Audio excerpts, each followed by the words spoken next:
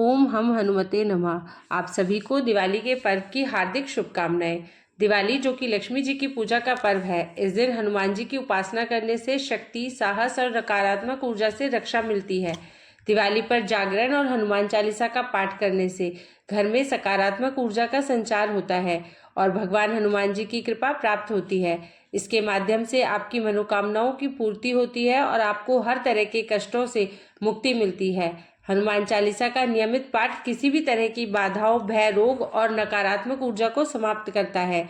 हनुमान जी को प्रसन्न करने का यह एक शक्तिशाली साधन है जो भक्त को मानसिक, शारीरिक और आध्यात्मिक बल प्रदान करता है।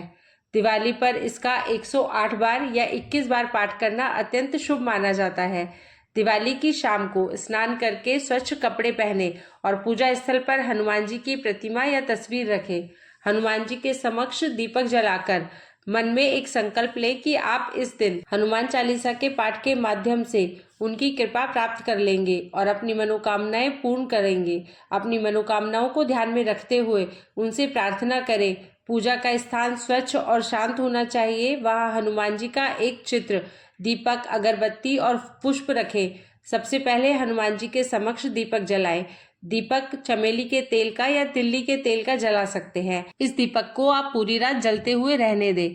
अब हनुमान चालीसा का पाठ करते हुए अपनी मनोकामना का ध्यान करें। आप यह पाठ 11 बार, 21 बार या 108 बार कर सकते हैं। पाठ के अंत में हनुमान जी की आरती करें और उन्हें प्रसाद अर्पित करें। प्रसाद में आप उन्हें गुड़ चने का भोग लगा सकते हैं और बूंदी का या फल का भोग भी लगाया जा सकता है। हनुमान जी की आरती कपूर से करें। कपूर से आरती करने से हमारे जीवन की नकारात्मकता दूर होती है। आरती के बाद आप हाथ जोड़कर हनुमान जी से अपनी मनोकामना की पूर्ति की प्रार्थना करें। जागरण में संपूर्ण पवित्रता का ध्यान रखें। हर वर्ष इस विधि को करने से हनुमान जी का विशेष आशीर्वाद प्राप्त होता है। वैसे तो आप किसी भी मंगलवार या शनिवार के दिन हनुमान जी की यह विशेष उपासना कर सकते हैं, लेकिन किसी विशेष अवसर पर या शुभ अवसर पर जब आप हनुमान जी की इस तरह से उपासना करते हैं तो यह उपासना हमें कई गुना फल प्रदान करती है और आपकी मनोकामना भी जल्द से जल्द पूरी होती है। इस दौरान आप मांसाहार, मदिरा पान से दूर रहें। हनुमान जी के जागरण और हनुमान चालीसा पाठ के लिए सही मुद्रा और स्थिति बहुत महत्वपूर्ण होती है। यह आवश्यक है कि आप पूजा के दौरान स्थिर और शांत बैठे रहें। कुश या सूती कपड़े का आसन उपयोग करें क्योंकि यह सकारात्मक ऊर्जा बनाए रखने में सहायक होते हैं। आप पद्मासन, कमलासन या सुखासन में बैठें। यदि संभव ना हो तो सहजता से बैठें, लेकिन इस दौरान शरीर का सीधा रहना आवश्यक है। हनुमान चालीसा का पाठ करते समय अपना पूरा ध्यान हनुमान जी पर केंद्रित करें।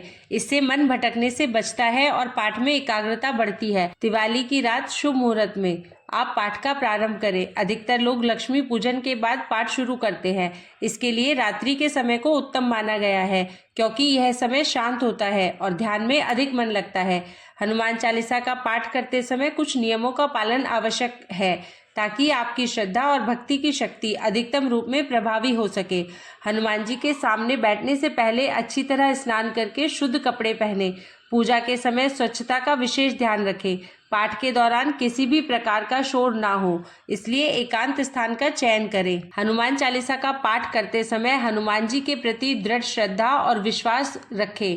आपकी भक्ति और सच्चाई हनुमान जी तक आपकी बात पहुंचाती है और आपकी मनोकामना को पूर्ण करने में सहायक होती है। हनुमान जी का ध्यान कर आप अपनी सारी चिंताएं, परेशानी और मनोकामना उनके चरणों में अर्पित कर दें। इससे आपकी मानसिक स्थिरता बढ़ेगी और आपके प्रयासों में सकारात्मकता आएगी। हनुमान चालीसा का पाठ करते समय, पूजा करते समय कुछ विशेष सामग्री का उपयोग शुभ माना जाता है।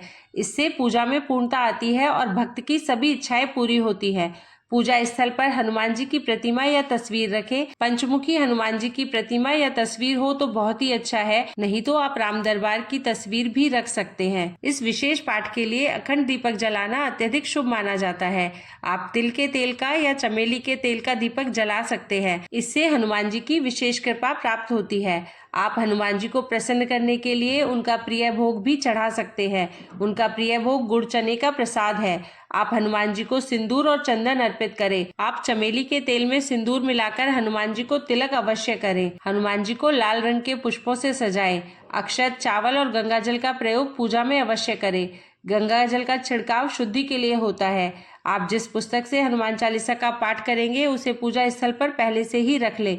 पुस्तक को हनुमान जी के चरणों में रखें। संकल्प कैसे लेना है? अपनी मनोकामना की पूर्ति के लिए हनुमान जी के समक्ष एक दृढ़ निश्चय रखना। सबसे पहले हनुमान जी के चरणों में फूल चढ़ाएं और हाथ में जल लेकर अपनी मनोकामना बोले। संकल्प लेने का अर्थ है अपने इरादों को मजबूती से हनुमान जी के समक्ष रखना।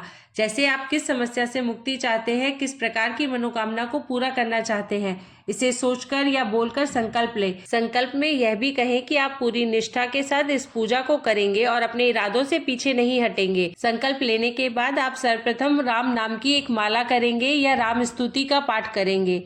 फिर आप हनुमान चालीसा का पाठ प्रारंभ करेंगे। हनुमान चालीसा का पाठ करते समय हनुमान जी का ध्यान अत्यधिक महत्वपूर्ण होता है। सही तरीके से ध्यान करने से आपकी ऊर्जा केंद्रित होती है और आपके मन में सकारात्मकता का संचार होता है। हनुमान जी के शक्ति, साहस और सेवा भावना को अपने मन में रखें और उनके संकट मोचन रूप की कल्पना करें। अपनी विशेष मनोकामना का ध्यान करते हुए उस मनोकामना के पूर्ण होने की कल्पना करें। ध्यान के दौरान किसी भी प्रकार की शंका और नकारात्मकता को अपने मन में ना आने दें। पूरी चालीसा के दौरान दीपक जलता रहे, क्योंकि यह हनुमान जी की कृपा और आशीर्वाद का प्रतीक होता है। हर साल दिवाली पर इस चालीसा के पाठ को करने का नियम बनाएं। यह एक विशेष साधना का रूप है जो जीवन में सकारात्मक बदलाव लाता है। मनोकामना की पूर्ति में समय लग सकता है, इसलिए धैर्य और संयम बनाए रखें। हनुमान जी पर पूर्ण विश्वास रखें। निश्चित ही आपकी प्रार्थनाओं का वह उत्तर जरूर देंगे। हनुमान चालीसा के पाठ पूर्ण करने के बाद आप आरती करें और उसके बाद प्रसाद को परिवार के सभी सदस्यों के बीच में बांट दें, जिससे हनुमान जी की कृपा आपके पूरे परिवार पर बनी रहेगी। अगर आपको वीडियो पसंद आई हो तो वीडियो को लाइक करें और श्री राम के भक्त कमेंट बॉक्स में जय श्री राम, जय बजरंगबली जरूर लिखें।